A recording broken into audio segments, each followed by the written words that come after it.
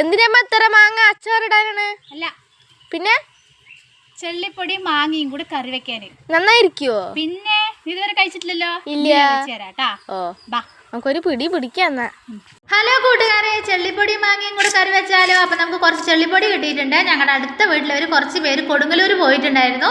അപ്പോൾ അവിടുത്തെ പ്രസാദമായ ചെള്ളിപ്പൊടി ഇവിടെ എത്തിയിട്ടുണ്ട്. ഞങ്ങളുടെ നാട്ടിലൊക്കെ തന്നെ ചെള്ളിപ്പൊടി എന്നാണ് പറയാറ്. നിങ്ങളുടെ ഭാഗത്തൊക്കെ എന്താ പറയണതെന്ന് കമൻറ്റ് ചെയ്യണം. അപ്പോൾ നമ്മുടെ ചെള്ളിപ്പൊടി നന്നായി ഒന്ന് വറുത്ത ശേഷം മുറത്തിലിട്ടിട്ടുണ്ട്. ഇത് നമുക്ക് ഇതിൻ്റെ മുള്ളൊക്കെ ഒന്ന് കളഞ്ഞെടുക്കണം.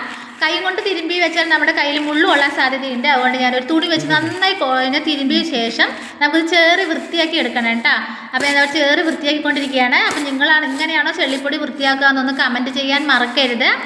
ചെള്ളിപ്പൊടി നന്നായി വൃത്തിയാക്കാതെ കറി വെച്ചാൽ നമുക്ക് 8ൻ്റെ പണി കിട്ടുന്നുണ്ട്. അതിൽ കുഞ്ഞു കുഞ്ഞു മുള്ളായിരിക്കും, നമുക്ക് കാണാനും കൂടെ പറ്റാത്ത മുള്ളായിരിക്കും. നല്ല കുത്തിക്കഴിഞ്ഞാൽ നല്ല വേദനയായിരിക്കും. അത് തൊണ്ടയിൽ കുത്തിവന്നാൽ നല്ല പണി കിട്ടും. അതുകൊണ്ട് നന്നായി വൃത്തിയാക്കിയ ശേഷം മാത്രമേ കറി വയ്ക്കാൻ പറ്റുള്ളൂ. അപ്പോൾ നമ്മുടെ ചെള്ളിപ്പൊടി നന്നായി വൃത്തിയാക്കി എടുത്തിട്ടുണ്ട്. ഇതിൻ്റെ പൊടി നമുക്ക് സമ്മന്തി അരയ്ക്കാൻ വേണ്ടി ഞാൻ മാറ്റി വെച്ചിട്ടുണ്ട് കേട്ടോ. അപ്പോൾ നമുക്ക് ഇതിനുള്ള അരപ്പ് തയ്യാറാക്കാം. എണ്ണ ചൂടായ ശേഷം അതിലേക്ക് ഉലുവ ഇട്ടു. അപ്പോൾ നമ്മുടെ ഉലുവ പാകത്തിന് മൊരിഞ്ഞിട്ടുണ്ട്. അതിലേക്ക് നമുക്ക് ആവശ്യത്തിനുള്ള മുളക് പൊടിയും ആവശ്യത്തിനുള്ള മല്ലിപ്പൊടി ഇട്ടിട്ട് നന്നായിട്ട് പച്ചമണം പോകുന്നത് വരെ കരിയാതെ തീ കമ്മിയാക്കി വെച്ചിട്ട് നമുക്കിത് നന്നായിട്ട് വറുത്തെടുക്കാം. അപ്പോൾ നമുക്കിതിലേക്ക് ആവശ്യത്തിനുള്ള ചെറുള്ളി നമ്മുടെ നേരത്തെ തന്നെ പാടാക്കി വെച്ചിട്ടുണ്ട്. അപ്പോൾ നമ്മുടെ മുളക് പൊടിയും മല്ലിപ്പൊടിയും വറുത്തെടുത്തിട്ടുണ്ട്. അതിലേക്ക് നമുക്ക് ഈ ചെറിയുള്ളിയും കൂടെ ചേർത്ത് അരച്ചെടുക്കുക. അതിന് ശേഷം ഒരു ചീനിച്ചട്ടി വെച്ച് അതിൽ കുറച്ച് എണ്ണ ഒഴിച്ചിട്ട് നമ്മൾ അരച്ച് വെച്ച് അരപ്പെടുത്ത് ഇതിലേക്ക് ചേർക്കുക. അതിൽ കുറച്ച് മഞ്ഞൾപ്പൊടിയും കൂടെ ചേർത്തിട്ട് നന്നായിട്ട് പച്ചമണം പോകുന്നത് വരെ ഇളക്കിയിട്ട് അതിലേക്ക് ആവശ്യത്തിനുള്ള വെള്ളവും കൂടി ചേർക്കുക. അതെ, എൻ്റെ വീഡിയോ നിങ്ങൾ ഇതുവരെ സബ്സ്ക്രൈബ് ചെയ്യാതെയാണോ കാണുന്നത്? എങ്കിൽ വേഗം പോയിട്ട് ഒന്ന് സബ് ചെയ്തിട്ട് വരണേ. നിങ്ങൾക്ക് ഈ വീഡിയോ ഇഷ്ടമായാലേ ഷെയർ ചെയ്യാൻ മറക്കരുതേ. ഇനി നമുക്ക് അതിലേക്ക് ആവശ്യത്തിനുള്ള ഉപ്പ് ചേർത്ത് കൊടുക്കാം. ഒന്ന് തിളച്ച ശേഷം അതിലേക്ക് കഴുകി വെച്ച ചെള്ളിപ്പൊടി ഇട്ട് കൊടുക്കാം. ഞാനിതിലേക്ക് ആദ്യം ഇടുന്നത് ചെള്ളിപ്പൊടിയാണ് കേട്ടോ. എന്താണെന്ന് വെച്ചാൽ മാങ്ങയെക്കാട്ടിലും കുറച്ച് വേവ് കൂടുതൽ ചെള്ളിപ്പൊടിക്കാണ്. ഒരു 2 തിള വന്ന ശേഷം നമുക്ക് ഇതിലേക്ക് മാങ്ങ കൂടി ചേർത്ത് കൊടുക്കാം.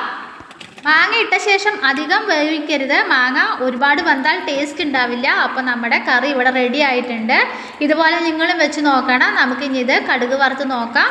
ചോറിനൂടെ കഴിക്കാൻ നല്ല ടേസ്റ്റാണ് കേട്ടോ. ഇന്ന് കറി വെച്ചിട്ട് ഇത് നാളേക്ക് എടുത്താൽ അതിനെക്കാട്ടിലും ടേസ്റ്റ് ആയിരിക്കും. അപ്പോൾ നമ്മുടെ ചെള്ളിപ്പൊടിയും മാങ്ങയും കൂടെ കറി ഇവിടെ റെഡിയായി കഴിഞ്ഞു. മണം കേട്ടിട്ട് എനിക്ക് വായിക്കൂടെ വെള്ളം വന്നുകൊണ്ടിരിക്കുന്നുണ്ട് കേട്ടോ. വേഗം ഇത് വെന്തിട്ട് വേണം, കടുകൊക്കെ വറുത്തിട്ട് വേണം എനിക്ക് ചോറിടാൻ.